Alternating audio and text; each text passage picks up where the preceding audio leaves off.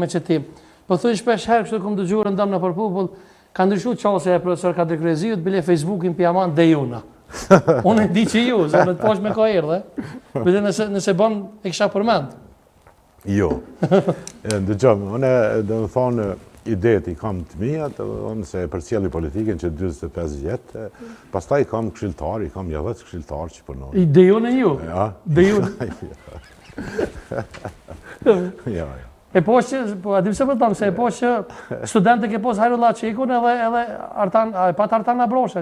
Po Artan, po. E ke pos studente dhe? Po, dy. Në zonëza kam qenë këtë histori klasë. Po, ka qenë zanës mirë? Shumë mirë, shkëllqishë. Se Hajrullah më ka duke shumë simpatik e kështë. Dyte kanë pos kushtetut 5.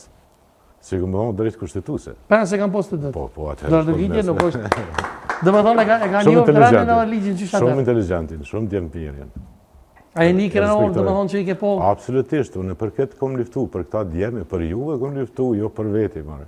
Ta më puna se për veti sa rejën burë e kini hongër. Sidomos, dhe më thonë, këto që thëtë populli, na jetën që lëpire, kemi pas, absolutisht. Kur që kisha menu që në tarmën dhe të bona në kryetar komune, ministere, gjykate, kryetar partije, tjera, absolutisht, kanë qenë absurde. Mi mendu se për çdo ditë kemi pas, dhe më thonë, kemi liftu me jetën.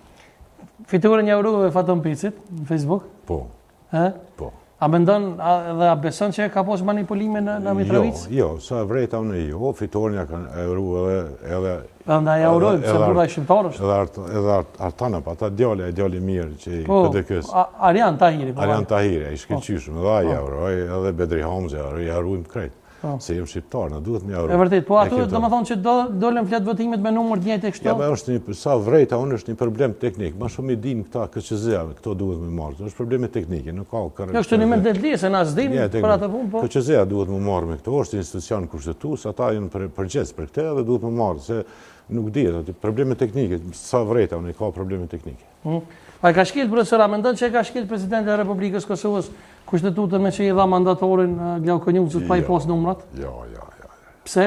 Shikoni, du me a spjegu këtu, na jem... Shumë mirë, s'to po kam që me spjegu me diqka. Du me a spjegu shumë bukur këtë. Po. Kushtetutën e shkelin, mund të shkelin autoritetet e larta të shtetit, ato shkelje quhen shkelje serioze.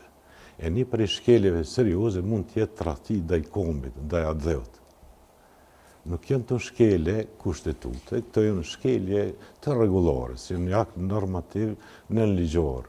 Asë një shkelje kushtetute gjatë tyre procedimeve në parlament s'ka ndodhë.